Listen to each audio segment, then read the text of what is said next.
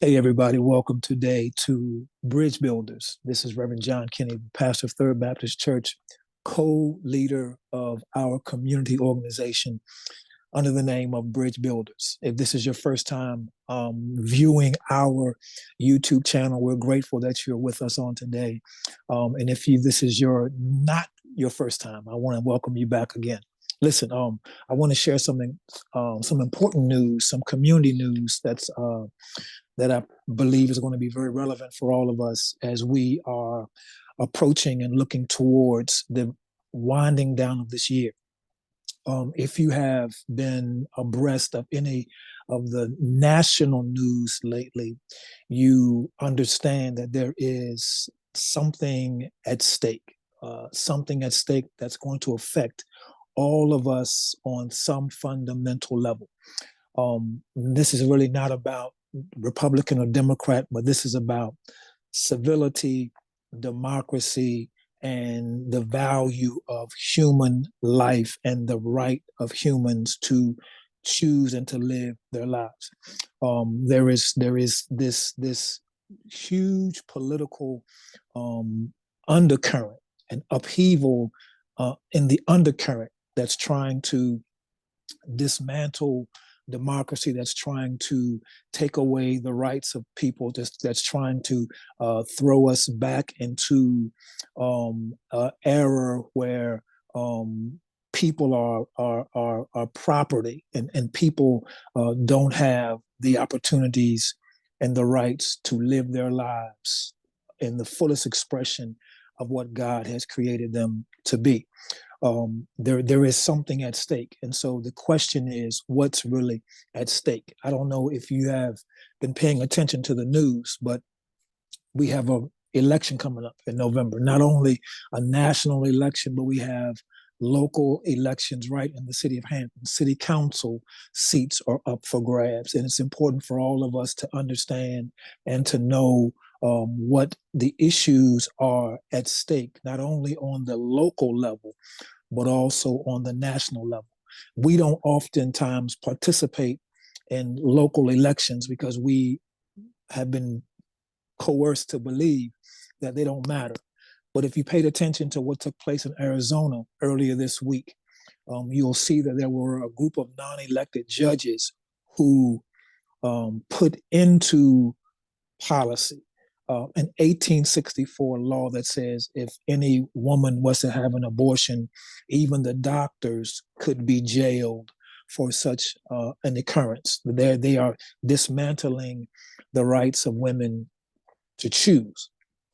Now, we may say that's over in Arizona. That has no bearing to us right here in Virginia. But the reality is that on the local level, there are politicians who are aimed at fulfilling something that is called Project 2025.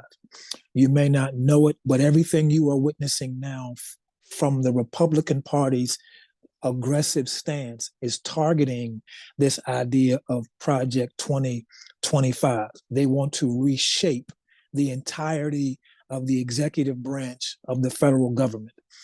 They want to dismantle civil servant jobs in D.C. They want to begin to make things more autocratic in nature. They want to make things more difficult for people to live based upon the Constitution for who we are as a people. And these things are taking place, if you pay attention, they're taking place on local levels first.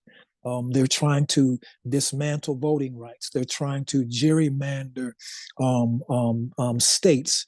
They are trying to abolish women's rights. They're going after in vitro fertilization. They're doing these things for the sole purpose of establishing an autocratic system of government. They want to slash funding to the Department of Justice. They want to do everything they can to make it difficult for people to live and to thrive in a place of peace. Now, these things are not often communicated on the regular, depending on which news station you watch, depending on which news outlet you tend to frequent, you don't hear a lot of these things taking place. But if you pay close attention, they are taking place. And so I've been having conversations with some local grassroots organizations in Hampton, and we want to begin to discuss ways to bring the community together so that we can have this conversation about what's at stake. If you are 16 years old, if you're 17 years old and 18 years old, and you are registered to vote, eligible to vote, you 16 and 17-year-olds can pre-register to vote right now. 18-year-olds, you have to vote right now, because if these things, they're not making them a secret. They're making them very obvious. Now, let me say this to you: don't be seduced into this idea that one candidate is too old, one candidate is corrupt, so therefore I'm going to choose the alternative. There is no alternative in this election. Hear me when I say this. There is no alternative in this election. There is no third party candidate to vote for in this election, because what's at stake here is the future of not only ourselves, but the future of our daughters, our granddaughters, and quite possibly our great granddaughters. We don't have the luxury of choosing one of three candidates. We only have the luxury of choosing one of two. Neither one of them may be the ideal candidate for you. But again, what's at stake here is not a candidate having all of your ideas checked off the box. What's at stake here is the future of the civility, the future of the life of human beings, people all across the spectrum, all across the board. And if the Republicans have their way, that is going to take us back to a time when women were property and minorities were property, people of color were property, and the only people who will have the privilege to move about freely are going to be white males. Hear me when I tell you this today.